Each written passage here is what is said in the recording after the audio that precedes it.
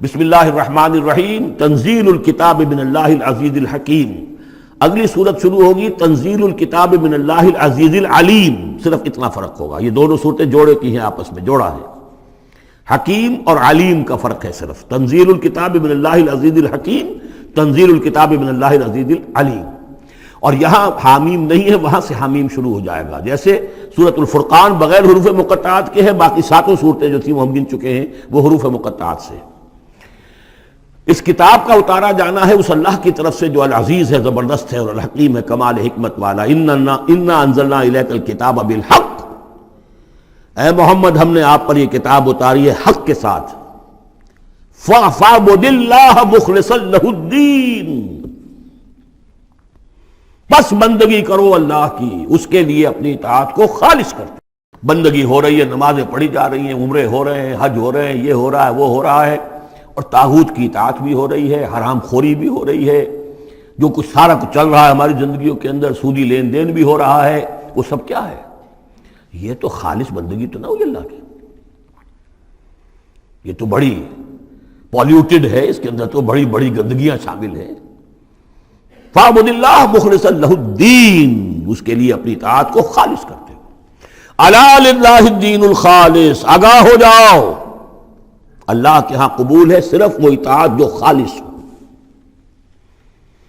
کچھ آدھی اللہ کی آدھی کسی اور کی دفع کرو، وہ آدھی یہ بھی اسی کو دے دو. اللہ بہت غیور ہے، وہ قبول نہیں کرتا. میرا بننا ہے تو پورے میرے بنو. یا ایھا الذین آمنوا ادخلوا فی السلم کافہ. اسلام میں داخل ہونا پورے کے پورے آنا پڑے گا. اور اگر تم نے یہ کیا، افتؤمنون ببعض الکتاب وتکفرون ببعض، ہماری کتاب کے ایک حصوں کو مانا، ہماری شریعت کے بعض احکام کو مانا اور بعض کو ٹھکرا دیا، پاؤں تلے رون دیا. فما جزاء من يفعل ذلك منكم الا خزي في الحیاۃ الدنیا ویوم القیامۃ يردون الى اشد العذاب. تو جو لوگ یہ طرز عمل اختیار کریں گے ان کی سزا اس کے سوا کچھ نہیں کہ دنیا کی زندگی میں ذلیل و خوار کر دیے جائیں اور قیامت کے دن شدید ترین عذاب میں جھونک دیے جائیں. تو دنیا کی رسوائی تو ہمارے سامنے، ہمارے ماتھے پر لکھی ہوئی ہے. 150 کروڑ یا 130 کروڑ دنیا میں ہوتے ہوئے عزت نام کی کوئی شے ہمارے پاس نہیں. جو بھی بین الاقوامی معاملات ہیں ان میں کوئی ہم سے کوئی رائے لیتا ہی نہیں. الا للہ الدین الخالص. آگاہ ہو جاؤ کہ اللہ کے ہاں مقبول اگر ہوگا تو دین خالص. والذین اتخذوا من دونہ اولیاء. اور وہ لوگ جنہوں نے اللہ کے سوا کچھ اور کو اولیاء بنایا ہوا ہے. ما نعبدهم الا لیقربونا الی اللہ زلفیٰ. اور کہتے ہیں ہم نہیں، ان کو نہیں پوچھتے، ہم تو اصل میں اللہ ہی کو پوچھتے ہیں. ان کو صرف اس لیے پوچھتے ہیں کہ یہ ہمیں اللہ سے قریب کر دیں گے، یہ ہمارے یہ وسیلے ہیں، ان کے ذریعے سے ہم اللہ کے قریب ہو جائیں گے، اس لیے پوچھتے ہیں. ان اللہ یحکم بینہم فیما ہم فیہ یختلفون. یقیناً اللہ تعالیٰ فیصلہ کر دے گا ان کے مابین ان تمام چیزوں میں جن میں یہ اختلاف کر رہے ہیں. ان اللہ لا یہدی من ہوا کاذب کفار. اللہ تعالیٰ ہرگز ہدایت نہیں دیتا ان کو جو جھوٹے ہوں اور ناشکرے ہوں، کفار. لو اراد اللہ ان یتخذ ولدا لاصطفیٰ مما یخلق ما یشاء سبحانہ. اگر اللہ کا واقعی ارادہ ہوتا کہ وہ کسی کو اولاد بنائے تو ٹھیک ہے، اپنے جو مخلوق ہے ان میں سے جس کو چاہتا چن لیتا. اس لیے کہ اس کے ہاں اولاد کا تو تصور نہیں ہے، اس کی اولاد کوئی ہے ہی نہیں. ایک خالق ہے، باقی سب مخلوق ہیں. تو فرشتے بھی مخلوق ہیں، تو اللہ کو ضرورت کیا پڑی ہے کسی کو اپنا بیٹا بنانے کی یا بیٹی بنانے کی. سبحانہ، وہ پاک ہے. هو اللہ الواحد القہار. وہ تو اللہ ہے، اکیلا ہے، قہار ہے، اور خود چھایا ہوا ہے کل کائنات کے اوپر، کل تخلیق، کل مخلوقات کے اوپر اس کی حکومت قائم ہے. خلق السماوات والارض بالحق. اللہ نے پیدا کیا ہے آسمانوں اور زمین کو حق کے ساتھ، یعنی بامقصد ہے، نتیجہ خیز تخلیق ہے. یہ بے نتیجہ کا کار عبث اور باطل نہیں ہے. یکبر اللیل علی النہار. وہ رات کو لپیٹ دیتا ہے دن پر. ویکبر النہار علی اللیل. اور دن کو لپیٹ دیتا ہے رات پر. اب یہ جو ہے کہیں یولج اللیل فی النہار آتا ہے، کہیں یکبر آ رہا ہے. تو یہ مختلف جو الفاظ ہیں، تعبیرات ہیں، لیکن مقصد کیا ہے کہ یہ دن اور رات ہے تو نہیں ہے. آپ کو معلوم ہے کہ پورا نظام جو چل رہا ہے اسی کے حوالے سے ہے. پورا عالم نباتات کا جو ریسپیریشن کا نظام ہے وہ اسی کے ساتھ متعلق ہے. لہذا یہاں کوئی شے بھی بے مقصد نہیں ہے. جب کوئی شے بے مقصد نہیں ہے تو انسان کیسے بے مقصد ہو سکتا ہے؟ کس لیے اس کو پیدا کیا؟ حدیث میں جیسا کہ آیا کہ انما الدنیا خلقت لکم وانتم خلقتم للآخرہ، دنیا تمہارے لیے بنائی گئی لیکن تم آخرت کے لیے بنائے گئے ہو۔ جب تک کہ آخرت کا تصور نہ ہو پھر انسان کا، اور خاص طور پر انسان میں جو اخلاقی حص ہے، ایک مورل سینس ہے اس کے اندر، کچھ چیزیں اچھی ہیں کچھ بری ہیں، اس کا احساس ہے اس کے اپنے اندر، تو اس کا کوئی نتیجہ کہاں آخر نکل رہا ہے دنیا میں؟ اس کے لیے دوسری زندگی اور بعد سے بعد الموت لازمی ہے۔ وَسَخَّرَ الشَّمْسَ وَالْقَمَرَ، اور اس نے مسخر کر دیا سورج کو بھی اور چاند کو بھی، كُلٌّ يَجْرِي لِأَجَلٍ مُّسَمًّى، یہ سب کے سب چل رہے ہیں ایک وقت معین تک کے لیے۔ الا هو العزیز الغفار، آگاہ ہو جاؤ وہ زبردست ہے اور بخشنے والا ہے۔ خلقکم من نفس واحدۃ ثم جعل منها زوجها، اس نے بنایا ہے تمہیں ایک ہی جان سے، ایک ہی جی سے۔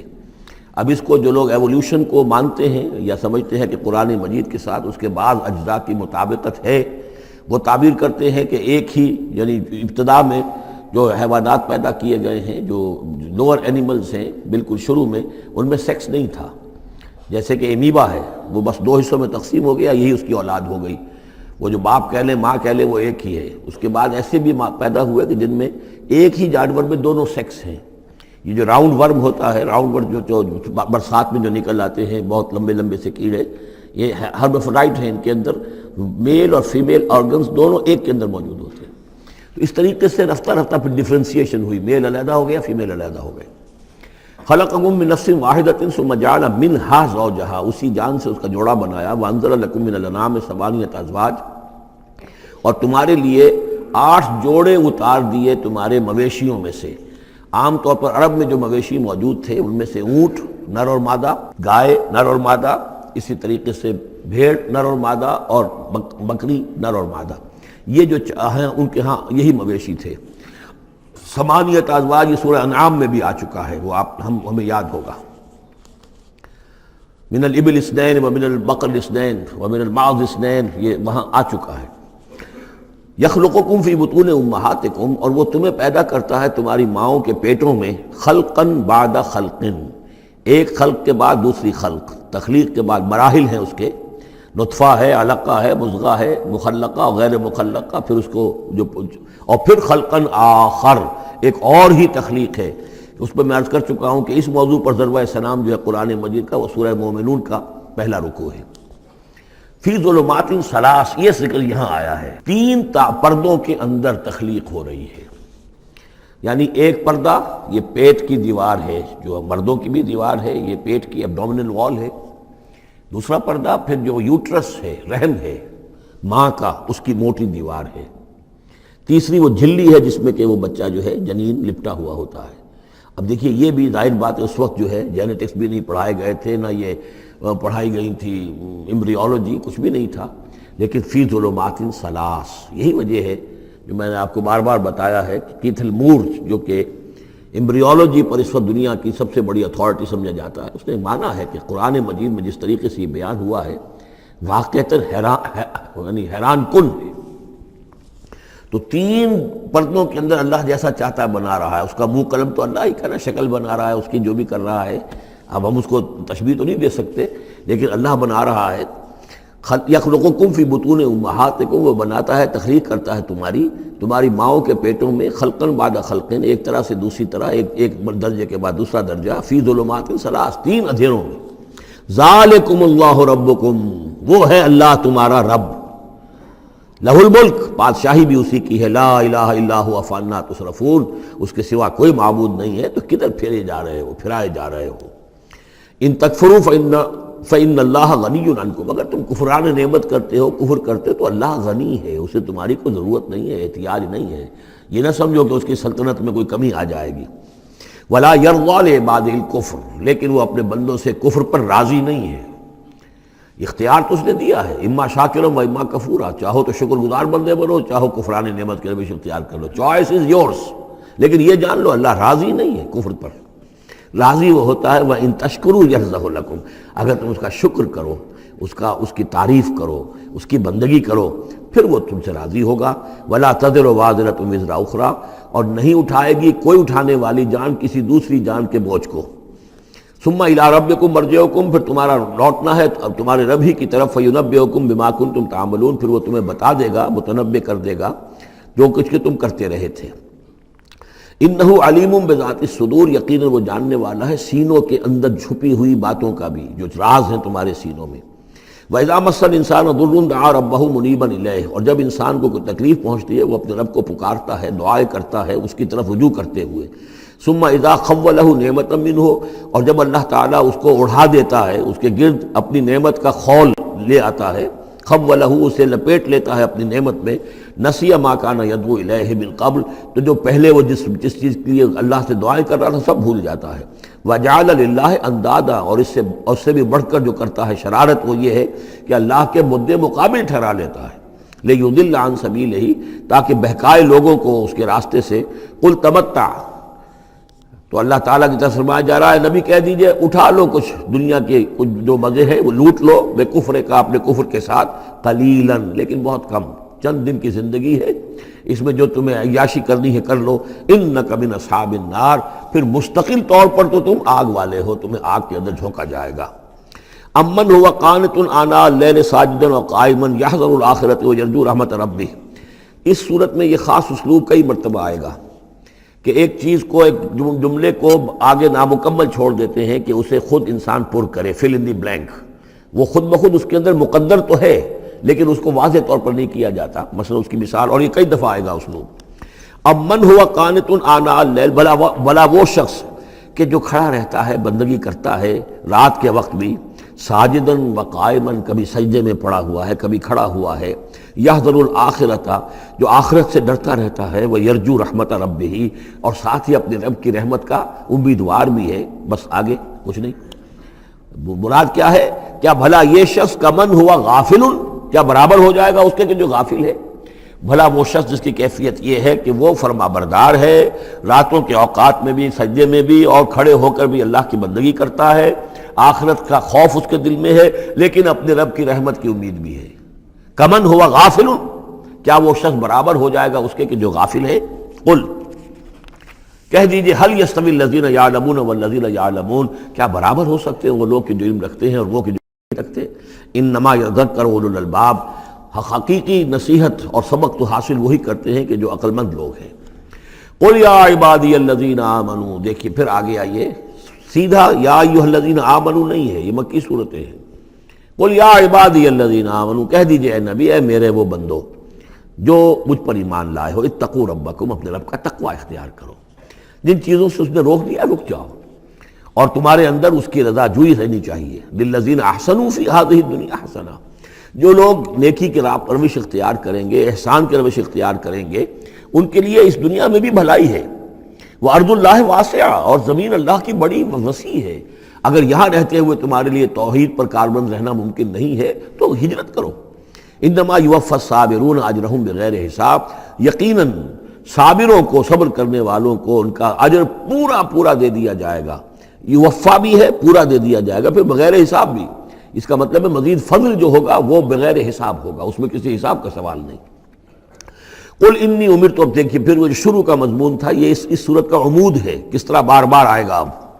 قل انی امرت ان اعبد اللہ مخلصا لہ الدین، کہہ دیجئے اے نبی مجھے حکم ہوا ہے کہ میں اللہ کی بندگی کروں، اس کے لیے اپنی اطاعت کو خالص کرتے ہوں۔ یہاں میں چاہتا ہوں تھوڑی سی وضاحت کر دوں۔ دیکھیے عبادت کے آپ یوں سمجھیے کہ ایک عبادت کا ظاہر ہے اور ایک عبادت کی اصل حقیقت ہے، پھر یہ کہ ایک اس حقیقت میں بھی ایک روح ہے اور ایک اس کا جسد ہے، ایک اس کے رسومات ہیں۔ رسم کہتے ہیں کسی شے کی ظاہری شکل۔ عبادت کی رسم جس کو مراسم عبادت کہتے ہیں، یہ مراسم عبودیت کیا ہیں؟ جس کی آپ عبادت کرتے ہیں، اس کے سامنے جھکتے ہیں، اس کے سامنے ادب کے ساتھ کھڑے رہتے ہیں، اس کے کچھ حمد کے ترانے گاتے ہیں، اس کے سامنے سجدہ کرتے ہیں، ان کو ہم کہیں گے مراسم عبودیت۔ رسم کہتے ہیں کسی چیز کی ظاہری شکل، یہ حروف ہے اور یہ رسم جو ہے رسم الخط، اسی طرح یہ قرآن اور یہ اس کا رسم عثمانی ہے، اس کا لکھا ہوا جانا جیسے کہ یہ رسم ظاہر ہے۔ تو ایک تو یہ چیزیں ہیں عبادت جسے دنیا میں سمجھا جاتا ہے عبادت، یہ مراسم عبودیت ہے۔ اصل عبادت جو ہے اس کا بھی ایک جسد ہے اور ایک روح ہے۔ جسد کیا ہے؟ اطاعت، جس کی عبادت ہے کلی اطاعت، ہم عطن اطاعت، ہم وقت اطاعت، غلامی، عبد کے معنی ہے غلام، چنانچہ یہ دو لفظ دو دفعہ ہم پڑھ چکے ہیں کہ فرعون نے کہا تھا بنی اسرائیل کے بارے میں قومہما لنا عابدون، یہ جو ہارون اور موسیٰ کی قوم ہے وہ تو ہماری غلام قوم ہے. اور ظاہر بات ہے وہ پرستش نہیں کرتے تھے، وہ قبطیوں کو پوجتے نہیں تھے، وہ ان کی نماز نہیں پڑھتے تھے، وہ ان کو سجدہ نہیں کرتے تھے معاذ اللہ. لیکن غلامی جو ہے اصل شے، اطاعت یہ تو اصل جسم ہے، اصل عبادت کا جو ہے جسم جسد جو ہے وہ ہے اطاعت. لیکن جو چیز اس اطاعت کو غلامی سے آگے بڑھ کر عبادت بنا دیتی ہے وہ اس کی روح ہے، روح محبت. جس ہستی کی اطاعت محبت کے ساتھ کی جائے گی وہ عبادت ہو جائے گی. ایک جبراً اطاعت کی جا رہی ہے. اب جیسے کہ انگریز کی ہم اطاعت کرنے پر مجبور تھے، ہم اطاعت کر رہے تھے، عبادت نہیں کر رہے تھے لیکن اطاعت کر رہے تھے. لیکن کسی کی محبت کے جذبے سے سرشار ہو کر اطاعت کی جائے گی تو وہ عبادت بن جائے گی. تو اللہ کی عبادت کے لیے جو بھی ڈیفینیشن اس کی امام ابن تیمیہ اور حافظ ابن قیم استاد اور شاگرد دونوں کی ہے وہ یہ ہے کہ اس کے دو اجزاء ہیں.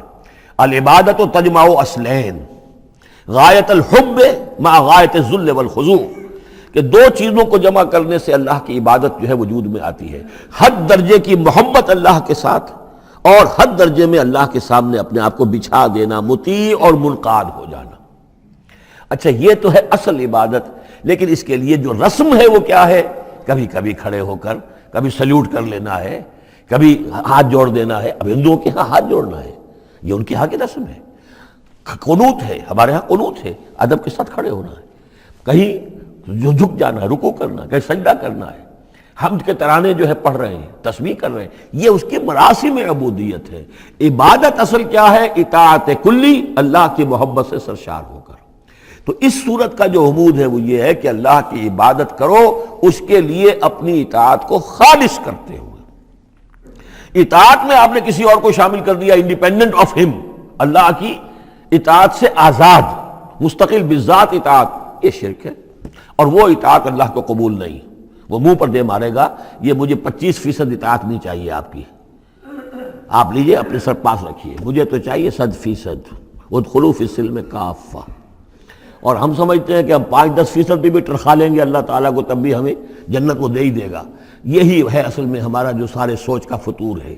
یہ کل زندگی اور کل بندگی جو ہے اس کا تصور ذہنوں سے نکل چکا ہے. یہ تصور ہے جو اس صورت سے اب اس کی جڑ پڑ رہی ہے، اور یہ در حقیقت کلائمیکس کو پہنچے گا چوتھی صورت میں جا کر سورہ شورى میں. تو دیکھیے پھر آ گیا قل انی امرت ان اعبد اللہ مخلصا لہ الدین، کہہ دیجئے مجھے تو حکم ہوا کہ میں اللہ کی بندگی کروں اس کے لیے اپنی اطاعت کو خالص کرتے ہوئے. وامرت لان اکون اول المسلمین، اور مجھے حکم ہوا کہ سب سے پہلا مسلم، سب سے پہلا فرما بردار میں خود بنوں. یہ نہیں ہے کہ میں تمہیں فرما برداری کی دعوت دے رہا ہوں اور خود جو ہے میں اللہ کی نافرمانی کروں، یہ نہیں. قل انی اخاف ان عصیت ربی عذاب یوم عظیم، کہہ دیجئے مجھے تو خود اندیشہ ہے اگر میں اپنے رب کی نافرمانی کروں تو ایک بڑے دن کا عذاب مجھے آ پکڑے گا. میں اپنے آپ کو مستثنا نہیں سمجھتا، میں بھی بندہ ہوں. اگر میں معصیت کروں، اگر میں اپنے رب کی نافرمانی کروں، ظاہر بات ہے کہ یہ جو ہے اگر بہت بڑا اگر ہے، ظاہر اس کے حضور کا امکان نہیں، حضور کے لیے سمجھانے کے لیے ان لوگوں کو بتایا جا رہا ہے.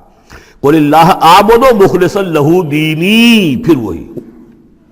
حالانکہ دیکھیے ایک بات ہے کہ ایک ہی اسلوب کو بار بار تکرار سے لانا عام ہماری دنیا میں جو ہماری نگارش کے اور جو بھی یعنی تصنیف و تعریف کے اصول ہیں اس کو عیب سمجھا جاتا ہے کہ یہ تو تصنیف و تعریف کا عیب ہے، ایک ہی اسلوب کو آپ تکرار میں لا رہے ہیں.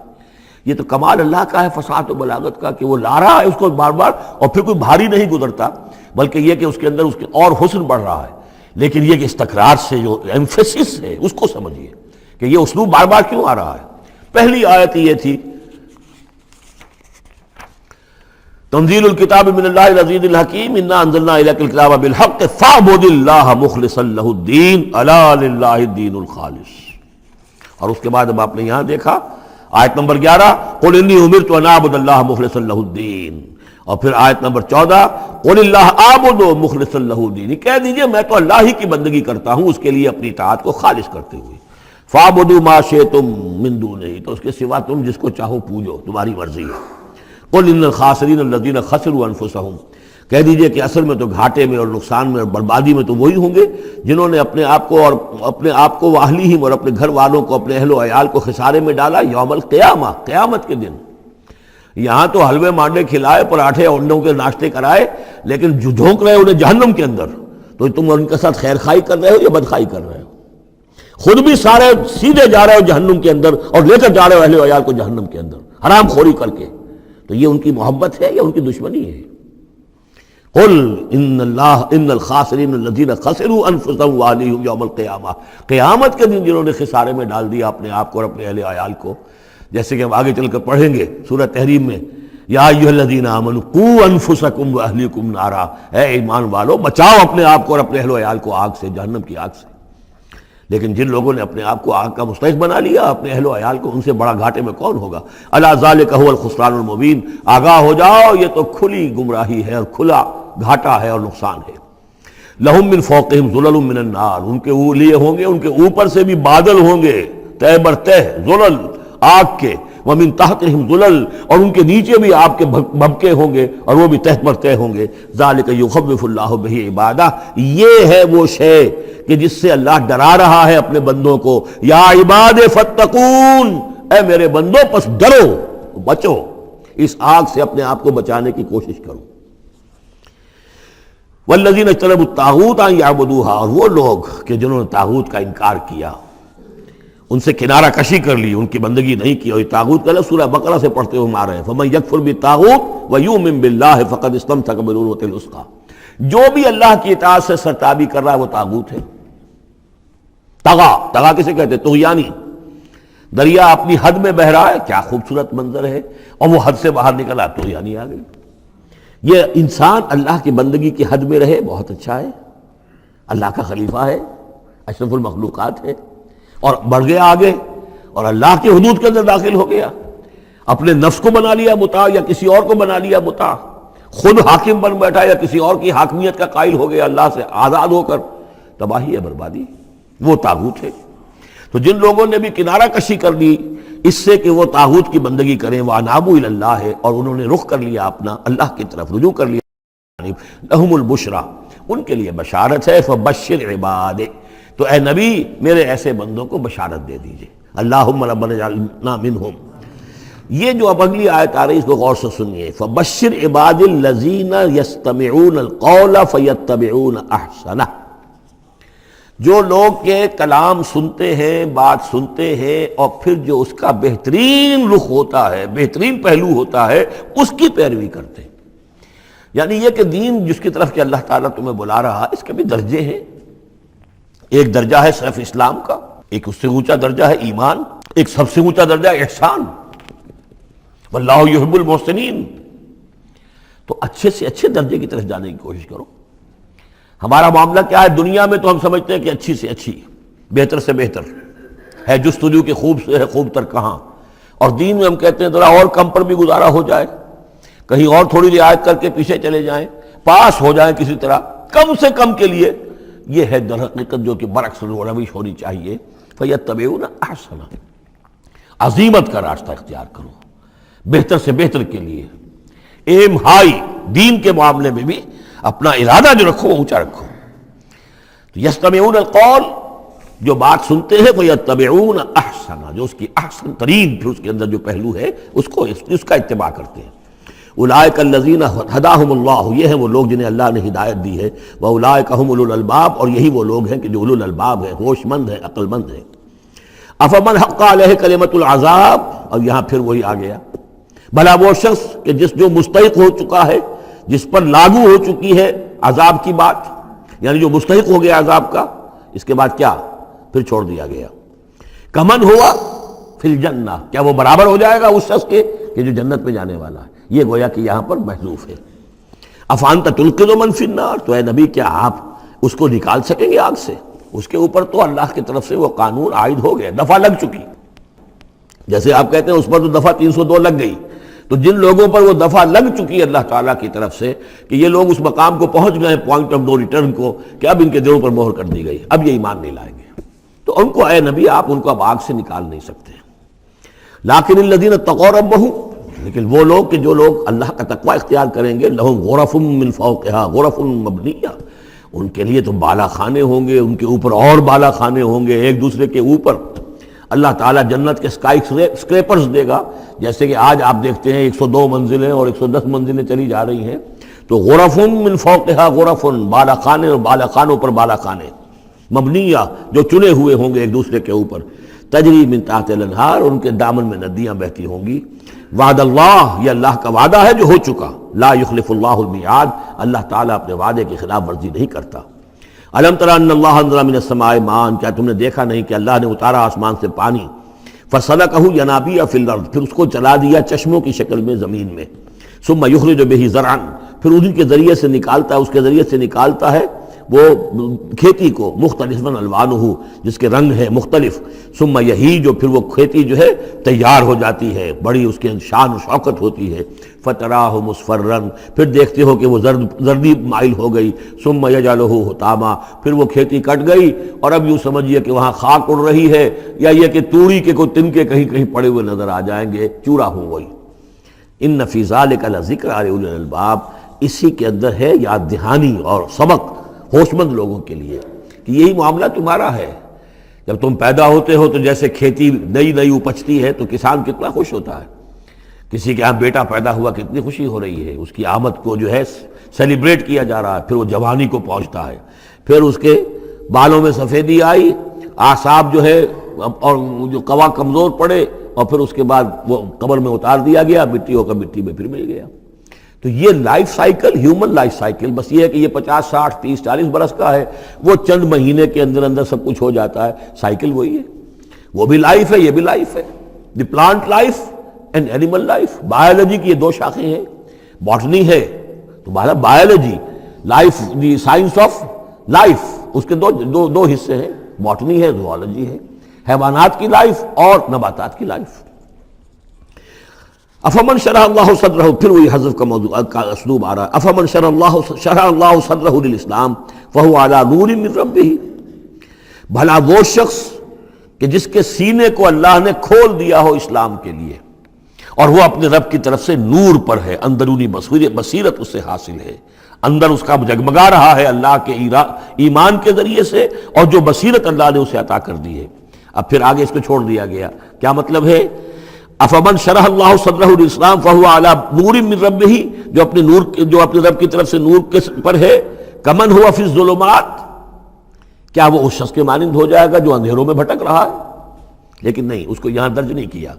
فویل للقاسیۃ قلوبہم، تو ہلاکت اور بربادی ہے ان لوگوں کی جن کے دل سخت ہو چکے ہیں من ذکر اللہ، اللہ کے ذکر سے، یعنی اتنے سخت ہو چکے ہیں کہ ان میں گداز ہی نہیں ہے، ان میں اللہ کے لیے کوئی شوق ہی نہیں ہے، اللہ کو یاد کرنے کا کوئی ذوق ہی نہیں ہے، ان کے دل سخت ہو چکے ہیں، ان کے لیے ہلاکت اور بربادی ہے۔ اولئک فی ضلال مبین، یقیناً یہ لوگ ہیں کھلی گمراہی میں بھٹکے ہوئے ہیں۔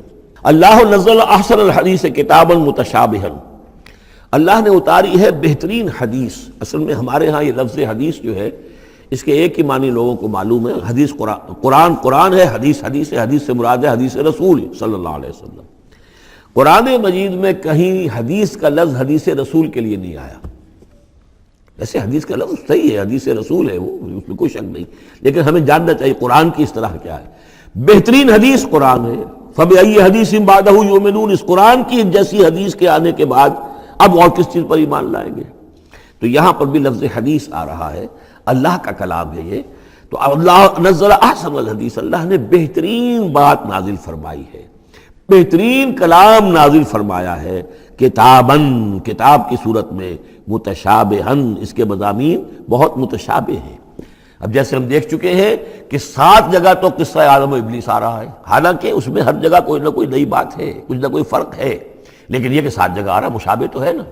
قرآن کو جو شخص پڑھ رہا ہے اگر ایک ہفتے میں وہ ختم کرتا ہے تو گویا کہ ہر ہفتے اسے کہیں نہ کہیں وہ آدم و ابلیس کا تذکرہ جو ہے وہ مل جائے گا ہر روز میں۔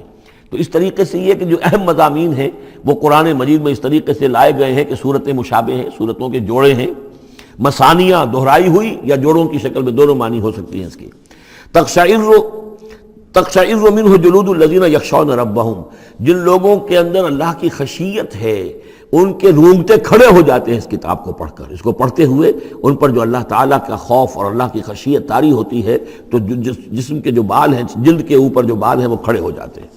ثم تلین جلودہم وقلوبہم الی ذکر اللہ، پھر اس کے بعد ان کی کھالیں بھی اور ان کے دل بھی اللہ کی یاد میں نرم پڑ جاتے ہیں۔ ذالک ھدی اللہ یہدی بہ من یشاء، یہ اللہ کی ہدایت ہے جو وہ دیتا ہے جس کو چاہتا ہے، ومن یضلل اللہ فما لہ من ہاد، اور جس کی گمراہی پر اللہ تعالیٰ کی طرف سے مہر ثبت ہو چکی پھر اس کے لیے کوئی ہدایت دینے والا نہیں۔ افمن یتقی بوجہہ سوء العذاب یوم القیامہ، پھر وہی حذف کا موضوع ہے، کا اسلوب ہے، بھلا وہ شخص کہ جو اپنے چہرے کو سوء العذاب سے بچانے کی کوشش کرتا ہے، جو روکتا ہے اپنے منہ سے، آگ کی لپیٹ آ رہی ہے، آگ کے جو ہے تھپیڑے آ رہے ہیں، اور وہ کیا کرے، چہرہ جو ہے اس کی زد میں ہے۔ افمن یتقی بوجہہ، اپنے چہرے سے روکتا ہے سوء العذاب، عذاب کو، یوم القیامہ، قیامت کے دن، تو کیا بھلا وہ شخص اس کے برابر ہو جائے گا جو روح و ریحان و جنت نعیم کے اندر ہے؟ برابر تو نہیں ہوگے۔ بھلا وہ شخص کہ جو روکتا ہے اپنے منہ پر برا عذاب یوم القیامہ، قیامت کے دن، وقیل للظالمین ذوقوا ما کنتم تکسبون، اور کہہ دیا جائے گا ان سے، ظالموں سے، چکھو مزہ، جو کچھ کمائی تم کرتے رہے تھے، یہ تمہارے وہی اعمال ہیں کہ جنہوں نے اس آگ کی شکل اختیار کی ہے۔ کذب الذین من قبلہم، اے نبی جھٹلایا انہوں نے بھی جو ان سے پہلے تھے، فَأَتَاهُمُ الْعَذَابُ مِنْ حَيْثُ لَا يَشْعُرُونَ، تو ان پر آ دھمکا عذاب وہاں سے جہاں سے انہیں گمان تک نہیں تھا۔ فَأَذَاقَهُمُ اللَّهُ الْخِزْيَ فِي الْحَيَاةِ الدُّنْيَا، تو اللہ تعالیٰ نے دنیا کی زندگی میں انہیں رسوائی کا مزہ چکھا دیا۔ وَلَعَذَابُ الْآخِرَةِ أَكْبَرُ، آخرت کا عذاب بہت بڑا ہے۔ لَوْ كَانُوا يَعْلَمُونَ، کاش کہ انہیں معلوم ہوتا ہے۔ وَلَقَدْ ضَرَبْنَا لِلنَّاسِ فِي هَذَا الْقُرْآنِ مِنْ كُلِّ مَثَلٍ، اور ہم نے تو انسانوں کے لیے اس قرآن میں تمام مثالیں بیان کر دی ہیں، ہر طریقے سے بات کو کھول دیا ہے، کتنے ہی اسلوب ہم نے اختیار کر لیے ہیں، کتنی ہی ترتیب سے بات بتا دی ہے، لعلہم یتذکرون، شاید کہ وہ دھیان کریں، تاکہ وہ کریں، سبق حاصل کریں۔ قرآن عربی غیر ذی عوج، اور ہم نے اس کو بنا دیا ہے قرآن عربی، فصیح اور بلیغ عربی زبان میں یہ قرآن ہم نے اتارا ہے، غیر ذی عوج، اس میں کہیں بھی کوئی ٹیڑھ نہیں ہے، کوئی کجی نہیں ہے، سلیس ہے، اس میں کہیں پہیلیاں اور بجھارتیں نہیں بجھوائی گئی ہیں۔ اس میں جو ہے بعض اوقات ہوتے ہیں کچھ لوگ جو ہیں اپنے علم کا دھونس جمانے کے لیے ثقیل الفاظ استعمال کریں گے خاص طور پر، تو وہ نہیں، اللہ تعالیٰ تو بڑی سلیس زبان کے اندر، وَلَقَدْ يَسَّرْنَا الْقُرْآنَ لِلذِّكْرِ فَهَلْ مِن مُدَّكِرٍ، ہم نے تو آسان بنایا قرآن کو ذکر کے لیے، تو ہے کوئی جو اس سے ذکر حاصل کرے۔ قرآن عربی غیر ذی عوج لعلہم یتقون، شاید کہ وہ تقوی کی روش اختیار کریں۔ ضرب اللہ مثلا رجلا فیہ متشاکسون ورجلا سلما لرجل هل یستویان مثلا الحمد للہ بل اکثرهم لا یعلمون۔ اب یہ توحید عملی کے لیے ایک تمثیل دی جا رہی ہے۔ اللہ نے ایک مثال بیان فرمائی ہے ایک شخص کی، ایک ایسا غلام ہے جس کے کئی آقا ہیں، چار آدمیوں نے مل کر خرید لیا ایک غلام، اب وہ غلام چار کا غلام ہے، چار اس کے آقا ہیں۔ اب آپ اندازہ کیجئے کہ اس کی جان کس مصیبت میں آئے گی، ایک آقا کچھ کہہ رہا ہے، دوسرا کچھ کہہ رہا ہے، ایک باس جو ہے وہ کچھ کہہ رہا ہے، دوسرا باس کچھ اور کہہ رہا ہے۔ یہ جو ایڈمنسٹریشن کا اور مینجمنٹ کے جو اصول ہیں، تو اس میں جو سیدھی لائن جب تک نہ ہو اس سے تو سارا فساد بن جاتا ہے۔ اب وہ جو بیچارہ غلام ہے جسے چار آقاؤں کو خوش کرنا ہے، اس کی تو جان ہر وزیر کے اندر ہے۔ وَرَجُلًا سَلَمًا لِرَجُلٍ، اور ایک شخص ہے جو پورا کا پورا ایک شخص کا غلام ہے۔ تو ایک آقا کو راضی کر لینا، اس کی خدمت کرنا، اس کو مطمئن کرنا کتنا آسان ہے، جبکہ ایک سے زائد آقاؤں کو مطمئن کرنا اور خوش رکھنا اور ان کی خدمت کا حق ادا کرنا بہت مشکل ہے۔ یہی شرک اور توحید کا معاملہ ہے۔ ایک اللہ کے بندے بن جاؤ، اسی میں سکون ہے، اسی میں اطمینان ہے، اسی میں چین ہے، ذہنی سکون اور قلبی اطمینان بھی اسی میں ہے، روحانی سکون بھی اسی میں ہے۔ اور جب تم یہ کہ یہ شرک اور بہت سے دیوی اور بہت سے دیوتا، تو ہر وقت جو ہے وہ جان کانپتی رہے گی کہ ایک دیوی راضی ہو رہی تو دوسری ناراض ہو رہی ہے، اور ایک دیوتا جو ہے اس کی کوئی ڈنڈوت کی ہے تو دوسرا ناراض ہوگا کہ میرے ہاں کوئی چڑھاوا نہیں چڑھایا، تو یہ تو ان کی جان تو ہر وقت جو ہے مصیبت کے اندر رہے گی۔ ضرب اللہ مثلا رجلا فیہ شرکاء متشاکسون، اور وہ شریک جو ہے اس کے آقا وہ زندی بھی ہیں، ایک دوسرے کے ساتھ اراد رکھنے والے بھی ہیں، تو اس کا کیا حال ہوگا اس غلام کا جو ان چار آقاؤں کا غلام ہے۔ وَرَجُلًا سَلَمًا لِرَجُلٍ، اور ایک جو غلام وہ ہے، ایک شخص وہ ہے کہ جو ایک ہی آدمی کا غلام ہے۔ هل يستویان مثلا، کیا یہ برابر ہو سکتے ہیں مثال میں؟ الحمدللہ، کل تعریف اللہ کے لیے، یعنی یہ کہ صاف بات ہو گئی کہ توحید ہی صحیح راستہ ہے، بل اکثرهم لا يعلمون، لیکن یہ کہ ان کی اکثریت علم نہیں رکھتی۔ اِنَّكَ مَيِّتٌ وَإِنَّهُم مَيِّتُونَ، اے نبی آپ کو بھی وفات پانا ہے، موت آپ پر بھی وارد ہوگی اور یہ سب بھی مریں گے۔ ثم انکم یوم القیامت عند ربکم تختصمون، پھر تم اپنے رب کے پاس قیامت کے دن آپس میں جھگڑو گے۔ کیا جھگڑو گے؟ حضور کہیں گے کہ میں نے تو یہ ان کو بتا دیا تھا سارا کچھ، اللہ جو تو نے بھیجا تھا میں نے پہنچا دیا تھا۔ ان میں سے ہو سکتا ہے کچھ کھڑے ہو کر یہ پلی لیں کہ نہیں نہیں مجھ تک بات نہیں پہنچی تھی، یہ جھگڑا ہوگا پھر، کیونکہ اللہ تعالیٰ نے تو بھیجا محمد رسول اللہ صلی اللہ علیہ وسلم کو، اور جواب دہی ان سے بھی ہوگی۔ سورہ اعراف کی آیت نمبر 6 بڑے اہم آیات میں سے ہے وہ قرآن مجید کے، فَلَنَسْأَلَنَّ الَّذِينَ أُرْسِلَ إِلَيْهِمْ وَلَنَسْأَلَنَّ الْمُرْسَلِينَ، ہم ان سے بھی پوچھیں گے جن کے طرف رسولوں کو بھیجا، اور ان سے بھی پوچھیں گے جنہیں رسول بنا کر بھیجا۔ تم نے ہمارا پیغام پہنچا دیا تھا؟ جی ہم نے پہنچا دیا تھا۔ اسی لیے حضور نے گواہی لے لی تھی حجۃ الوداع میں، الا هل بلغت، لوگوں میں نے پہنچا دیا کہ نہیں؟ اور پورے مجمع نے کہا انا نشہد انک قد بلغت وادیت ونصحت، ہاں حضور ہم گواہ ہیں، آپ نے حق تبلیغ ادا کر دیا، حق خیر خواہی ادا کر دیا، اور آپ نے حق امانت ادا کر دیا۔ پھر آپ نے اللہ کی سے خطاب کرتے ہوئے آسمان سے بھی اشارہ کیا، انگلی سے اشارہ کیا آسمان کی طرف، اللہم اشہد، اللہم اشہد، اللہ تو بھی گواہ ہے، یہ مان رہے ہیں کہ میں نے پہنچا دیا۔ پھر آپ نے فرمایا فَلْيُبَلِّغِ الشَّاهِدُ الْغَائِبَ، اب میں نے تو تمہیں پہنچا دیا ہے، تمہارا فرض ہے کہ تم پہنچاؤ ان کو جو یہاں موجود نہیں ہے۔ یہ ہے سلسلہ جو شروع کیا ہے، یہ گویا کہ جو میں نے کل بتایا تھا رسول و رسول اللہ ہے، اب گویا کہ پوری امت جو ہے وہ اللہ کے رسول کی رسول ہے۔ اللہ کے رسول نے باقی پوری نوع انسانی کے لیے اپنی امت کو یہ کام سونپ دیا ہے کہ جیسے میں نے تمہیں پہنچایا تھا تمہیں پہنچانا ہے پوری نوع انسانی کو۔ تو پوری امت گویا کہ رسول و رسول اللہ ہے، اللہ کے رسول کی رسول، کہ اللہ نے بھیجا محمد کو اور محمد نے وہ ذمہ داری ان کے اپنے کندھے سے ان کے کندھوں پر منتقل کر دی۔ یہ ہے صورتحال جس کو 2 جگہ قرآن میں کہا گیا، سورہ حج میں بھی ہم پڑھ چکے، هو اجتباکم وما جعل علیکم فی الدین من حرج الی قولہ تعالی لیکون الرسول شہیدا علیکم وتکونوا شہداء علی الناس، اور ادھر سورہ بقرہ کے اندر کہہ دیا گیا ہجرت کے ادھر ہجرت کے ادھر، یہ دونوں صورتیں ہجرت سے متصلاً قبل حج اور ہجرت کے متصلاً بعد البقرہ، اور ادھر کیا آ گیا وَكَذَلِكَ جَعَلْنَاكُمْ أُمَّةً وَسَطًا لِتَكُونُوا شُهَدَاءَ عَلَى النَّاسِ وَيَكُونَ الرَّسُولُ عَلَيْكُمْ شَهِيدًا، صرف ترتیب بدلی ہے۔ فَمَنْ أَظْلَمُ مِمَّنْ كَذَبَ عَلَى اللَّهِ وَكَذَّبَ بِالصِّدْقِ إِذْ جَاءَهُ، اس شخص سے بڑھ کر ظالم کون ہوگا جو اللہ پر جھوٹ باندھے، جھوٹ کہے، اسے کوئی وحی نہ آئی ہو اور وہ کہے کہ مجھ پر وحی آئی ہے۔ وَكَذَّبَ بِالصِّدْقِ، یا اور یہ اینڈ اور یہ دونوں جمع کیجیے گا، وہ بعد میں بتاؤں گا۔ وَكَذَّبَ بِالصِّدْقِ، اور جھٹلائے سچی بات کو جب کہ اس کے پاس آ گئی۔ یہ دونوں ایک شخص کے کردار بھی ہو سکتا ہے کہ وہ اللہ پر جھوٹ تہمت جو ہے جڑ رہا ہے، اور خود جو ہے جو اللہ کی طرف سے حق آیا ہے اس کی نفی کر رہا ہے، تردید کر رہا ہے۔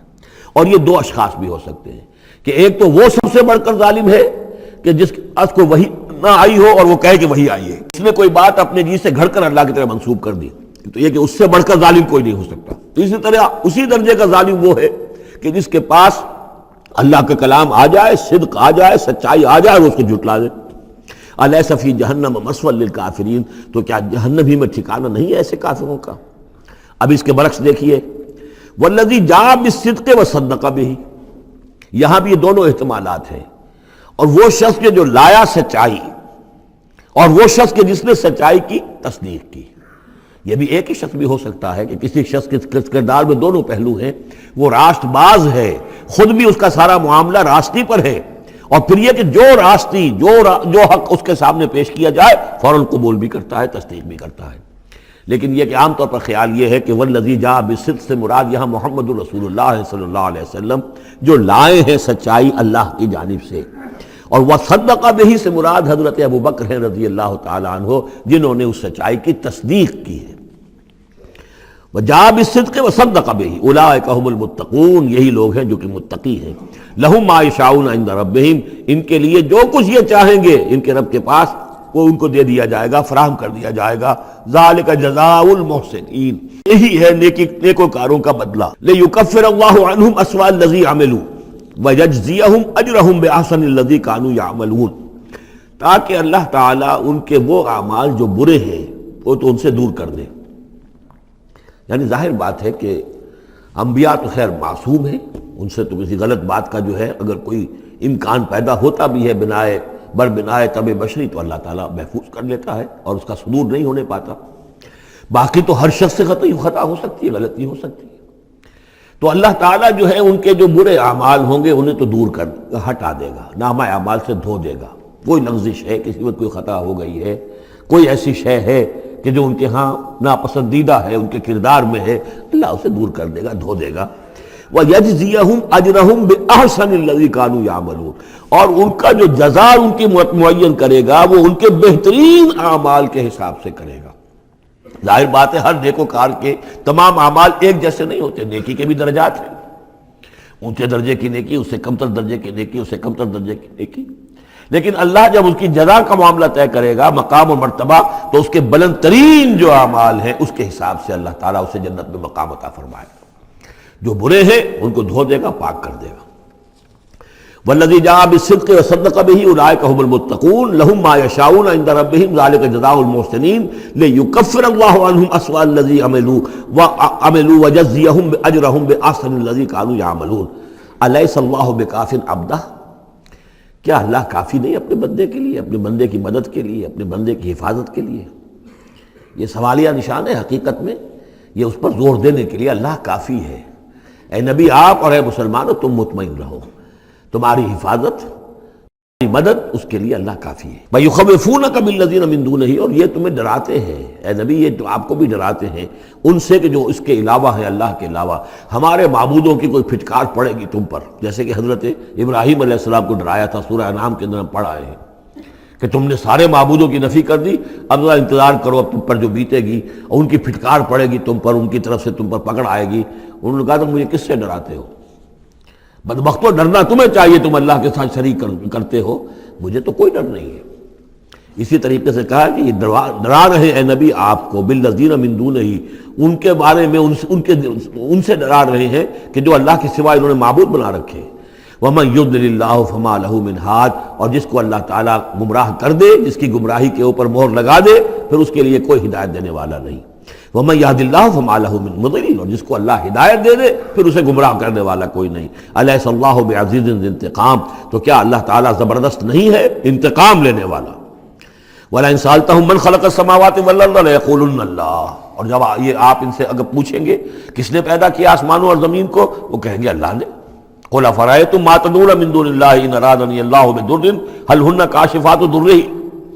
تو اے نبی ان سے کہیے تو ذرا غور کرو، جن کو تم پکارتے ہو اللہ کے سوا، اگر اللہ نے میرے لیے کسی تکلیف کا فیصلہ کر لیا ہو تو کیا وہ تمہارے معبود میری اس تکلیف کو دور کر سکیں گے؟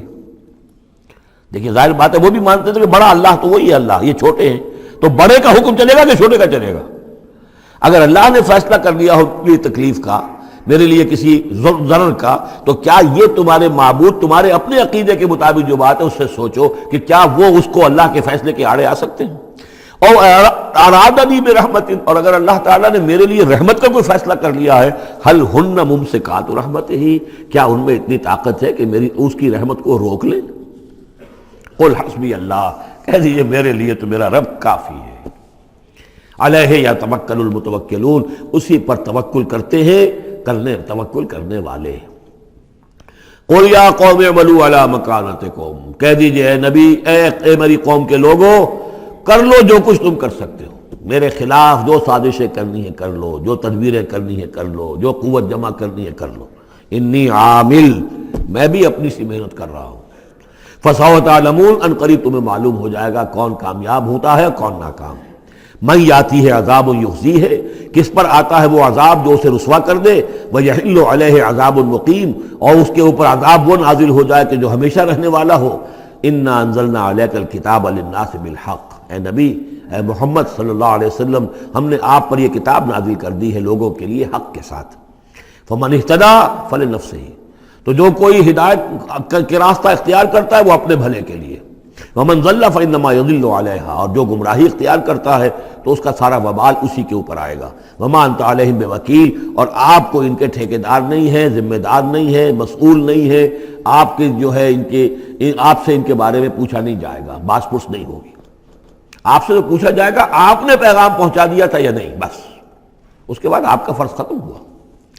اللہ یتوفی الانفس حین موتها والتی لم تمت فی منامها. اس آیت کو پھر نوٹ کر لیجئے، قادیانیوں نے جو بھی فساد ذہنوں میں پیدا کیا ہوا ہے، یہ میں سورہ آل عمران سے لے کے مسلسل اس کو واضح کر رہا ہوں کہ یہ توفی جو ہے، توفا یتوفا، باب تفاعل، پورا پورا لے لینا، قبض کر لینا، قبضے میں لے لینا.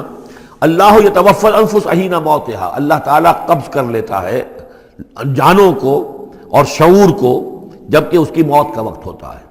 والتی لم تمت فی منامها، جن کے موت کا وقت نہیں ہے تو نیند میں قبض کر لے. نیند میں شعور چلا گیا، جان موجود ہے. موت جب ہوتی ہے شعور بھی گیا، جان بھی گئی، جسم یہاں ہے. اور حضرت مسیح کو لیا گیا، شعور بھی، جان بھی، جسم بھی. تو گویا کہ توفی جو ہے بتمام و کمال جو ہوئی ہے وہ حضرت مسیح کی ہوئی ہے علیہ الصلوۃ والسلام. باقی یہ گویا کہ استعارت ہے توفی. نیند میں بھی ہمارا شعور چلا گیا، اور اصل شے تو شعور ہی ہے انسان کے. اگر شعور ہی نہیں ہے تو پھر کیا ہے اس کے اندر؟ وہ اللہ نے اس وقت اس سے لے لیا ہے، چھین لیا ہے، اللہ تعالیٰ نے سلب کر لیا، قبض کر لیا ہے. تو گویا کہ یہ لفظ جو اطلاق ہو رہا ہے اس کا نیند پر بھی ہو رہا ہے. فَيُمْسِكُ الَّتِي قَضَىٰ عَلَيْهَا الْمَوْتَ، تو جس کی موت کا اللہ فیصلہ کر چکا ہے اس کو اپنے پاس روکے رکھتا ہے. وَيُرْسِلُ الْأُخْرَىٰ إِلَىٰ أَجَلٍ مُّسَمًّى، جس کے لیے صرف نیند کا فیصلہ تھا واپس بھیج دیتا ہے. جب وہ جاگتا ہے تو اس کا شعور واپس آ جاتا ہے، اور ایک وقت معین تک کے لیے اس کا یہ سلسلہ جاری رہتا ہے. ان فی ذلک لآیات لقوم یتفکرون، یقیناً اس میں نشانیاں ہیں ان لوگوں کے لیے جو غور و فکر سے کام لیں. ام اتخذوا من دون اللہ شفعاء، کیا انہوں نے اللہ کے سوا کوئی شفیع گھڑ لیے اپنے لیے، اختیار کر لیے جو ان کے سفارشی ہوں گے؟ قل اولو کانوا لا یملکون شیئا، ان سے کہیے کہ بھلا اگر انہیں کوئی اختیار ہی نہ ہو سرے سے، ولا یعقلون، اور انہیں کوئی نہ اس کی سمجھ ہو. قل للہ الشفاعۃ جمیعا، کہہ دیجئے شفاعت کل کی کل اللہ کے اختیار میں ہے. یعنی شفاعت اگر ہے بھی تو باذن رب ہے، اللہ کی اجازت سے ہے. پھر یہ کہ اللہ شفاعت قبول کرے نہ کرے اس کا اختیار اس کا ہے. کسی کی دھونس نہیں ہے، کسی کا زور نہیں ہے کہ وہ اللہ سے اپنی بات منوا لے. لہ ملک السماوات والارض، آسمان اور زمین کی بادشاہی اسی کے لیے ہے. ثم الیہ ترجعون، پھر تم اسی کی طرف لوٹا دیے جاؤ گے. وَإِذَا ذُكِرَ اللَّهُ وَحْدَهُ اشْمَأَزَّتْ قُلُوبُ الَّذِينَ لَا يُؤْمِنُونَ بِالْآخِرَةِ، جب اللہ کا ذکر کیا جاتا ہے اکیلے اللہ کا توحید کے ساتھ، تو جو لوگ کہ اللہ آخرت پر ایمان نہیں رکھتے ان کے دل بیٹھنے لگتے ہیں، رکنے لگتے ہیں، انہیں اچھا نہیں لگتا. اللہ ہی اللہ کی بات ہو رہی ہے. اسی طرح اگر کسی تقریر میں، کسی وعظ میں ساری گفتگو جو ہو رہی ہو توحید کی ہو رہی ہو تو لوگ گھبرا جائیں گے کہ یہ کوئی اولیاء اللہ کی بات ہو، کوئی قصے کہانیاں ہوں، کوئی کرامات ان کی بیان کی جائے، کوئی نبی کی شان بیان کی جائے، تو اس پر تو یہ کہ ان کے جو ہے دل کھلتے ہیں اور خوش رہتے ہیں. لیکن یہ کہ وَإِذَا ذُكِرَ اللَّهُ وَحْدَهُ اشْمَأَزَّتْ قُلُوبُ الَّذِينَ لَا يُؤْمِنُونَ بِالْآخِرَةِ، جب اللہ کا ذکر کیا جائے تنہا اسی کا توحید کے ساتھ، تو ان لوگوں کے دل کو جو آخرت پر ایمان نہیں رکھتے کچھ بیٹھنے سے لگتے ہیں. وَإِذَا ذُكِرَ الَّذِينَ مِن دُونِهِ إِذَا هُمْ يَسْتَبْشِرُونَ، اور جب ان کا ذکر ہوتا ہے جو اس کے سوا ہے تب بہت خوش ہوتے ہیں، خوشیاں مناتے ہیں. قُلِ اللَّهُمَّ فَاطِرَ السَّمَاوَاتِ وَالْأَرْضِ، کہو اے اللہ تو جو کہ تمام آسمان اور زمین کا بنانے والا ہے، عالم الغیب والشہادہ، تو جو کہ تمام غیب چھپی ہوئی چیزیں اور جو ظاہر اور سامنے کی چیزیں سب کا جاننے والا ہے. انت تحکم بین عبادک فی ما کانوا فیہ یختلفون، یقیناً تو فیصلہ کرے گا اپنے بندوں کے مابین ان تمام چیزوں میں جن میں وہ اختلاف کرتے رہے تھے. وَلَوْ أَنَّ لِلَّذِينَ ظَلَمُوا مَا فِي الْأَرْضِ جَمِيعًا، اور اگر ان کافروں اور ظالموں کے پاس جو بھی کچھ زمین میں ہے ساری دولت ہوتی، وَمِثْلَهُ مَعَهُ، اور اس جتنی اور بھی ہوتی، لَافْتَدَوْا بِهِ مِنْ سُوءِ الْعَذَابِ يَوْمَ الْقِيَامَةِ، تو قیامت کے دن اس برے عذاب سے، عذاب کی برائی سے بچنے کے لیے وہ سارا فدیہ میں دے دیتے. یہاں تو آپ کو معلوم ہے کہ جان پر بنی ہو تو ایک گھونٹ پانی کے لیے انسان سب کچھ دینے کو تیار ہو جائے گا، بادشاہ دے دے گا.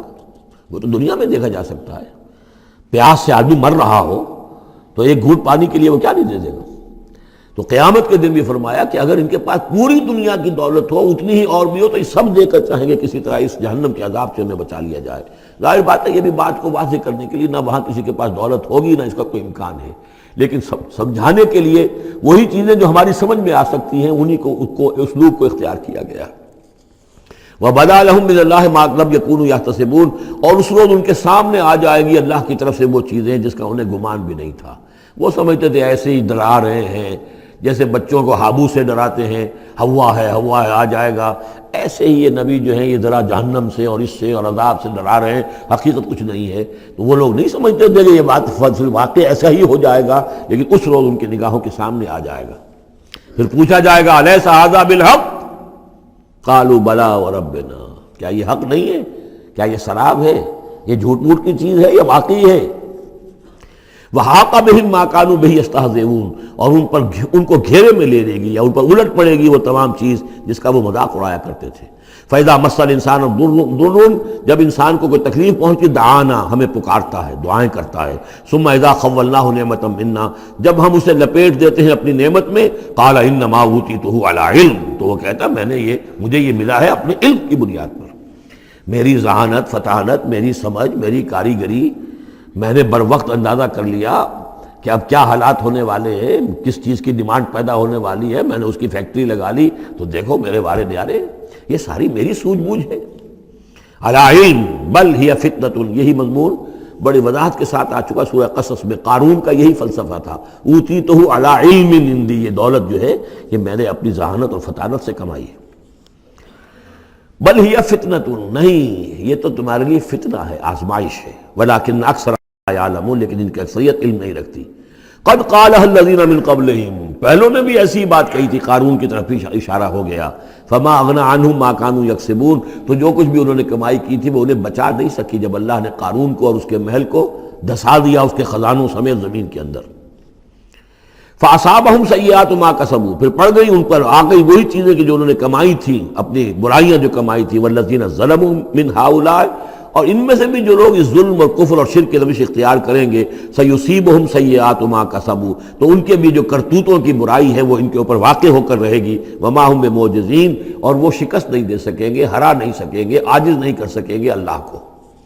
اولم یعلموا ان اللہ یبسط الرزق لمن یشاء ویقدر، کیا یہ جانتے نہیں کہ اللہ ہی ہے کہ جو کشادہ کر دیتا ہے رزق کو جس کے لیے چاہتا ہے، اور تنگ کر دیتا ہے جس کے لیے چاہتا ہے۔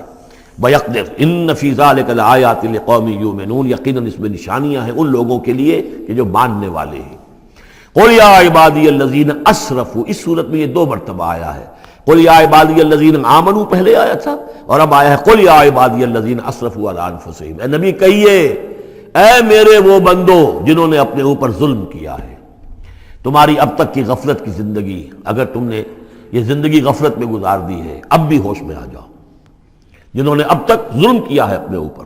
قل یا عبادی الذین اسرفوا علی انفسہم لا تقنطوا من رحمت اللہ، اللہ کی رحمت سے مایوس نہ ہو، ان اللہ یغفر الذنوب جمیعا، اللہ تعالیٰ سارے گناہ معاف کر دے گا، لیکن اس کی شرط ہے توبہ کرو اس کی جناب میں، آج توبہ کرو خلوص دل کے ساتھ، چاہے پوری زندگی 70 برس کی ہے کتنی بھی ہے، اللہ تعالیٰ اس کے گناہوں کو صاف کر دے گا، خلوص دل کے ساتھ توبہ۔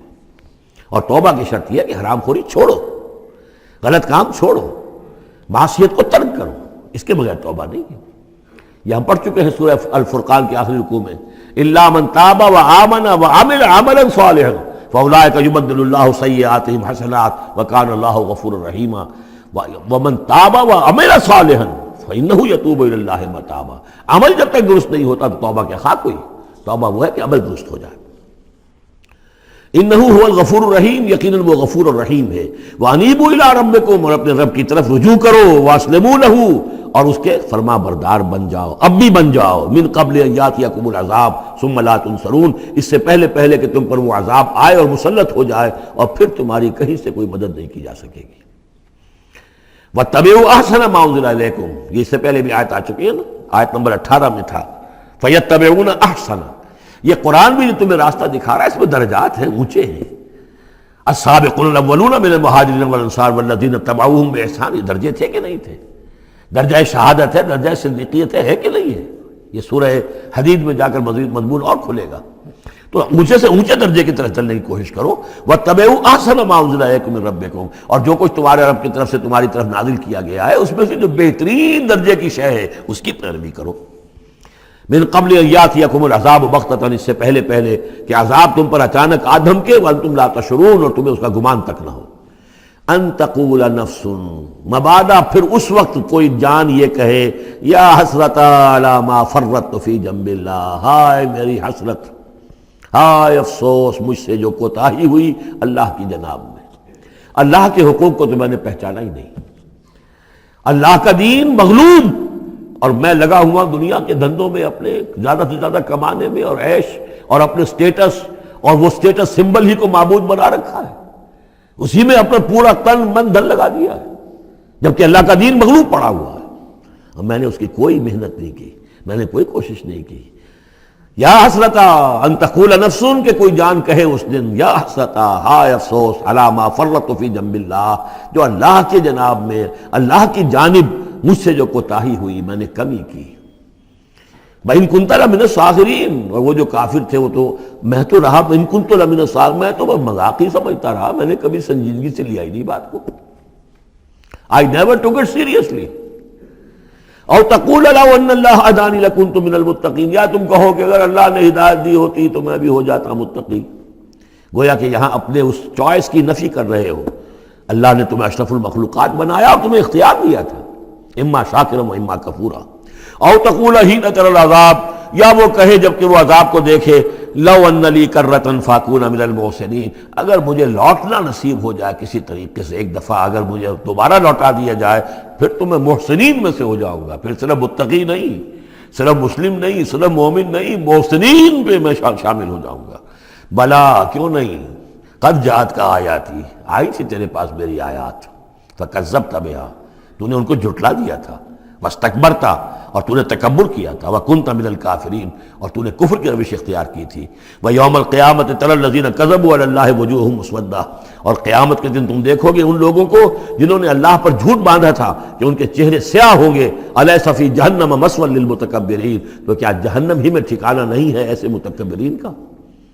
وینجی اللہ الذین اتقوا بمفازتہم، اور اللہ تعالیٰ نجات دے گا ان کو جنہوں نے تقویٰ کی روش اختیار کی تھے، اور پہنچا دے گا ان کی کامیابی کی جگہوں پر، جو ان کے مقامات ہیں ان تک پہنچا دے گا۔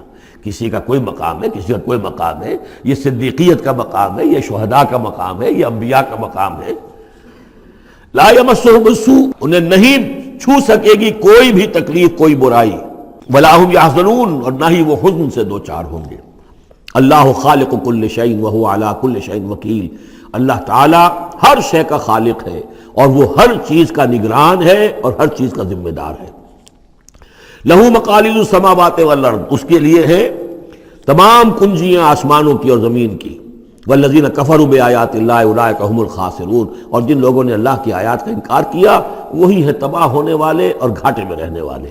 یہ آخری دو رکوع جو ہے سورہ مبارکہ کے، ہمارے پاس وقت کم ہے لیکن بہرحال اس سے جو بھی ملائم ہے فائدہ اٹھانا ہے۔ یہ بہت ہی پرجلال انداز ہے قرآن مجید میں، لیکن پھر وہی توحید کا مضمون آ رہا ہے، توحید فی العبادت۔ قل افغیر اللہ تأمرونی اعبد ایھا الجاہلون، یہ انداز جو ہے قرآن مجید میں کہیں اور نہیں ملے گا۔ اے نبی کہہ دیجئے، اے جاہلو، کیا تم مجھے بھی یہ مشورہ دے رہے ہو کہ میں اللہ کے سوا کسی اور کی بندگی کروں؟ وہ دباؤ جو تھا، مشرکین کا دباؤ تھا محمد رسول اللہ پر صلی اللہ علیہ وسلم، کچھ تو کمپرومائز کیجئے، کچھ تو لے دے کے معاملہ کیجئے، کوئی ایک آدھ معبود ہمارا بھی مانے، باقی آپ کو ہم مان لیں گے، اب آپ کو بادشاہ بھی مان لیں گے، باقی جو آپ کہیں گے ہم کریں گے، لیکن یہ کہ کچھ تو آخر ہمارے ساتھ بھی کچھ تو گیو اینڈ ٹیک ہونا چاہیے۔ وہ اب ان کا جواب اس انداز میں دیجئے، قل افغیر اللہ تأمرونی اعبد ایھا الجاہلون، مجھے بھی تم اس بات کا مشورہ دے رہے ہو، مجھے یہ حکم دے رہے ہو کہ اللہ کے سوا کسی کو پوجوں؟ وَلَقَدْ أُوحِيَ إِلَيْكَ، اور اے نبی آپ کی طرف تو وحی کی جا چکی ہے، وَإِلَى الَّذِينَ مِن قَبْلِكَ، اور آپ سے پہلے جو رسول تھے ان کو بھی یہ وحی کر دی گئی تھی۔ توجہ سے سنیے، لَئِنْ أَشْرَكْتَ، اے نبی اگر آپ بھی بالفرض شرک کریں گے، لَيَحْبَطَنَّ عَمَلُكَ، آپ کے بھی سارے اعمال حبط ہو جائیں گے، وَلَتَكُونَنَّ مِنَ الْخَاسِرِينَ، اور آپ بھی نہایت خسارہ پانے والوں میں سے ہو جائیں گے۔ قانون خداوندی، وَلَن تَجِدَ لِسُنَّتِ اللَّهِ تَحْوِيلًا، اصل میں یہ سختی ساری حضور کی طرف نہیں ہے، یہ مشرکین سے، خطاب ان سے نہیں، بظاہر حضور سے ہے، لیکن بتایا جا رہا ہے کہ یہ معاملہ ایسا نہیں ہے، یہ تو ایسا قانون ہے ہمارا جو کسی کے لیے بھی نہیں بدلے گا، جو بھی شرک کرے گا اس کے ساتھ ہمارا کوئی معاملہ نہیں، کسے باشد۔ وَلَقَدْ أُوحِيَ إِلَيْكَ وَإِلَى الَّذِينَ مِن قَبْلِكَ لَئِنْ أَشْرَكْتَ لَيَحْبَطَنَّ عَمَلُكَ وَلَتَكُونَنَّ مِنَ الْخَاسِرِينَ بَلِ اللَّهَ فَاعْبُدْ، نہیں صرف اللہ ہی کی آپ بندگی کیجئے، وَكُن مِّنَ الشَّاكِرِينَ، اور بن جائیے اس کے شکر گزار بندوں میں سے۔ وَمَا قَدَرُ اللَّهَ حَقَّ قَدْرِهِ، اور انہوں نے اللہ کی قدر نہ کی جیسے کہ اس کی قدر کا حق تھا، اس کی قدرت کا اندازہ نہ کر پائے، اس کی قوت کا، قدرت کا کیسے کر سکتے؟ لیکن یہ کہ ایک بات ذہن میں آنی چاہیے، اگرچہ ہم اللہ کی قدرت کو ناپ تول نہیں سکتے، ہم اللہ کے علم کو ناپ تول سکتے کہ کتنا علم ہے، اس لیے کہ ہماری جو ترازو ہے وہ تو سونار کی ترازو کی طرح ہے، وہ ماشے تولے تو وہ جو ہے وہ تول لے گی، لیکن یہ کہ ٹنوں کو کیسے تولے گی؟ تو ہمارے ذہن کی ترازو جو ہے وہ نہیں تول سکتی، اللہ کی صفات کو بھی نہیں ہم جان سکتے کہ وہ کتنی ہے، کیسی ہے۔ لیکن ایک بات جان لیجیے، علی کل شیء قدیر، یہ تو جان سکتے ہیں نا، ہر شے پر قادر ہے۔ لیکن یہ کہ جن لوگوں کا ذہن اس سے بھی عاجز آ جاتا ہے، وما قدر اللہ حق قدرہ والارض جمیعا قبضتہ یوم القیامۃ والسماوات مطویات بیمینہ، اس کا ایک تمہیں جھلک دکھا رہے ہیں اس کی قدرت، اس کی عظمت، کہ تمہاری یہ پوری کی پوری زمین اس کی ایک مٹھی میں ہوگی قیامت کے دن، اور یہ آسمان اس کے داہنے ہاتھ میں لپٹے ہوئے ہوں گے۔ کوئی اندازہ کر سکتے ہو تو کر لو، ہمیں آسمانوں کا کیا پتہ ہے، ہمیں کیا گیلیکسیز کا کیا تصور ہے؟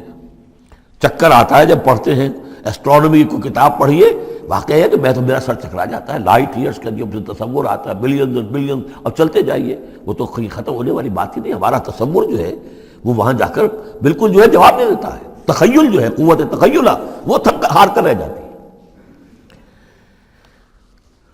وَالْأَرْضُ جَمِيعًا قَبْضَتُهُ يَوْمَ الْقِيَامَةِ وَالسَّمَاوَاتُ مَطْوِيَّاتٌ بِيَمِينِهِ سُبْحَانَهُ وَتَعَالَى عَمَّا يُشْرِكُونَ، وہ پاک ہے اور بہت بلند و بالا ہے ان تمام چیزوں سے، اس تمام شرک سے جو یہ کر رہے ہیں۔ وَنُفِخَ فِي الصُّورِ، اور سور میں پھونکا جائے گا، فَصَعِقَ مَن فِي السَّمَاوَاتِ وَمَن فِي الْأَرْضِ، تو بے ہوش ہو جائیں گے جو بھی ہے آسمانوں میں اور جو بھی ہے زمین میں، الا من شاء اللہ، سوائے اس کے جنہیں اللہ چاہے گا۔ یعنی یہ بے ہوشی معلوم ہوتا ہے کہ فرشتوں پر بھی طاری ہوگی سوائے کچھ فرشتوں کے، اس قدر وہ دہشت والا ہوگا۔ تو ایک اصل میں تین ہیں یہ نفخے جو ہے۔ پہلا نفخہ ہے زلزلے والا، وہ ہے نفخہ ساعت کا، اس میں تو ہلچل ہوگی، طوفان ہوگا، سورج اور چاند ٹکرائیں گے اور یہ پہاڑ چلیں گے روئی کے گالوں کی طرح، وہ ہے جو پہلا ہے ساعت۔ پھر اس کے بعد ایک اور ہوگا، اور اس کے بعد سب کے سب ختم ہو گئے، سب پر ایک موت کی نیند طاری ہو جائے گی۔ وَنُفِخَ فِي الصُّورِ فَصَعِقَ مَن فِي السَّمَاوَاتِ وَمَن فِي الْأَرْضِ إِلَّا مَن شَاءَ اللَّهُ ثُمَّ نُفِخَ فِيهِ أُخْرَىٰ، پھر اس میں پھونک ماری جائے گی ایک مرتبہ اور یہ تیسری مرتبہ، یہاں کے حساب سے دوسری مرتبہ، لیکن یہ کہ یہ نفخہ ثالثہ ہے۔ فَإِذَا هُمْ قِيَامٌ يَنظُرُونَ، تو اچانک وہ سب کے سب کھڑے ہوں گے دیکھتے ہوئے۔ یہ نفخہ ہے بعث بعد الموت کا، تیسرا نفخہ، اسی لیے قیامت اس کو کہتے ہیں، اذا ہم قیام ینظرون، یہ یوم القیامہ ہے۔ پہلے ساعہ ہے، پہلے وہ گھڑی ہے کہ جس سے ایک موت وارد ہوگی، سب پر طاری ہو جائے گی، اور یہ قیامہ ہے جس میں کھڑے ہو جائیں گے۔ ثم نفخ فیہ اخری فاذا ہم قیام ینظرون واشرقت الارض بنور ربہا، اور زمین چمک اٹھے گی اپنے رب کے نور سے۔ آگے چل کر ہم پڑھیں گے، اس وقت اسی زمین پر اللہ تعالیٰ کا نزول ہوگا۔ وَجَاءَ رَبُّكَ وَالْمَلَكُ صَفًّا صَفًّا، آسمان ایک غمام کی حیثیت سے پھٹ جائے گا، اور فرشتے جو ہے قطار در قطار صفے باندھے وہ نیچے اتریں گے۔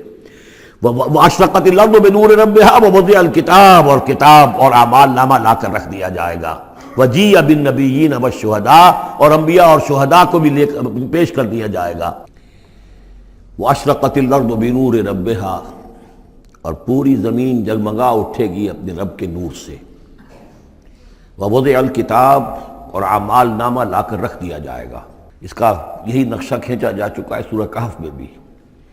وَوُضِعَ الْكِتَابُ فَتَرَى الْمُجْرِمِينَ مُشْفِقِينَ مِمَّا فِيهِ وَيَقُولُونَ يَا وَيْلَتَنَا مَا لِهَذَا الْكِتَابِ لَا يُغَادِرُ صَغِيرَةً وَلَا كَبِيرَةً إِلَّا أَحْصَاهَا، یہاں جو ہے نقشہ اس سے اگلے کا کھینچا جا رہا ہے۔ جب وہ کتاب یا اعمال نامہ لے آیا جائے گا، وَجِيءَ بِالنَّبِيِّينَ وَالشُّهَدَاءِ، اور پھر لائے جائیں گے انبیاء اور شہید۔ یہاں شہید سے مراد کیا ہے؟ اولاً رسول، اس لیے کہ وہ گواہی دیں گے، لِيَكُونَ الرَّسُولُ شَهِيدًا عَلَيْكُمْ وَتَكُونُوا شُهَدَاءَ عَلَى النَّاسِ، لیکن بجائے رسول کے یہاں شہید کا لفظ اس لیے کہا گیا کہ نہ صرف رسول جو ہے گواہی دیں گے، بلکہ رسولوں کی طرف سے جو تبلیغ کرتے رہے وہ گواہی دیں گے۔ چنانچہ جیسے آپ کو معلوم ہے کہ حضرت ابو بکر صدیق کی دعوت پر ایمان لائے ہیں 6 عشرہ مبشرہ میں سے جو صحابہ ہیں ٹاپ کے، تو گویا کہ انہیں تبلیغ کی ہے حضرت ابو بکر نے۔ یا حضور نے جن صحابہ کو بھیجا، جب لوگوں نے بلایا کہ آپ ہمارے ہاں بھیجیے اپنے کوئی شاگرد، اپنے کوئی وہ ایمان لانے والے کہ جو ہمیں قرآن پڑھائیں۔ تو اب کون تھے وہاں گئے؟ جو اصحاب صفہ میں سے آپ نے بھیج دیا۔ اب انہوں نے جا کر تبلیغ کی، تو یہ گویا کہ حضور کے آن بہاف آف محمد صلی اللہ علیہ وسلم وہ تبلیغ کر رہے ہیں۔ تو ان قبیلوں کو جنہیں انہوں نے تبلیغ کی گواہی دینے کے لیے وہ کھڑے ہوں گے کہ اللہ تیرے دین کا جو پیغام تیرے نبی محمد کے ذریعے سے، تیرے رسول محمد کے ذریعے سے صلی اللہ علیہ وسلم ہم تک پہنچا تھا، ہم نے ان تک پہنچا دیا تھا۔ اسی طریقے سے پوری امت کی ذمہ داری ہوگی کہ وہ گواہی دے کہ پوری نوع انسانی کو ہم نے، اے اللہ تیرے نبی کا جو دین ہمیں ملا تھا، جو ہمیں وراثتاً پہنچا تھا، وہ ہم نے پوری نوع انسانی تک پہنچایا تھا۔ اور اگر ہم نہ دے سکیں یہ گواہی تو پوری دنیا کی ضلالت اور گمراہی کا وبال ہمارے گردن پر آئے گا۔ ہم گواہی دے دیں، تبلیغ کا حق ادا کر دیں، پھر وہ رسپانسبل ہے۔ ہم نہیں کرتے تو پہلے ہم مجرم ہیں۔ وَجِیءَ بِالنَّبِیِّینَ وَالشُّہَدَاء، اور لے آئے جائیں گے انبیاء اور گواہ، وَقُضِیَ بَینَہُم بِالْحَقِّ، اور پھر ان کے مابین فیصلہ کر دیا جائے گا حق کے ساتھ، وَہُمْ لَا یُظْلَمُونَ، اور کسی پر ظلم نہیں ہوگا، کسی پر کوتاہی، کسی کی حق تلفی نہیں ہوگی۔ وَوُفِّیَتْ كُلُّ نَفْسٍ مَا عَمِلَتْ، اور پورا دے دیا جائے گا ہر جان کو جو کچھ کہ اس نے عمل کیا تھا، وَهُوَ أَعْلَمُ بِمَا يَفْعَلُونَ، اور اللہ خوب جانتا ہے جو کچھ کہ یہ فعل کر رہے ہیں، جو عمل کر رہے ہیں۔ اب جو آخری سین ہوگا کہ یہ جاء ربک والملک صفا صفا، یہ زمین چٹیل کر دی جائے گی، نہ پہاڑ رہے گا، کھینچ دیا جائے گا، وَإِذَا الْأَرْضُ مُدَّتْ، اور یہیں پر جو ہے اللہ تعالیٰ کا نزول ہوگا، اور پھر یہیں پر فرشتے آئیں گے اور یہیں حساب کتاب ہو جائے گا۔ اب فیصلے ہو گئے ہیں کہ جہنمی جہنم کی طرف جائیں گے اور جنتی جنت کی طرف لے جائیں گے۔ وہ نقشہ کھینچا جا رہا ہے بڑے پرجلال انداز میں، یہ خاص مقام ہے قرآن مجید کا۔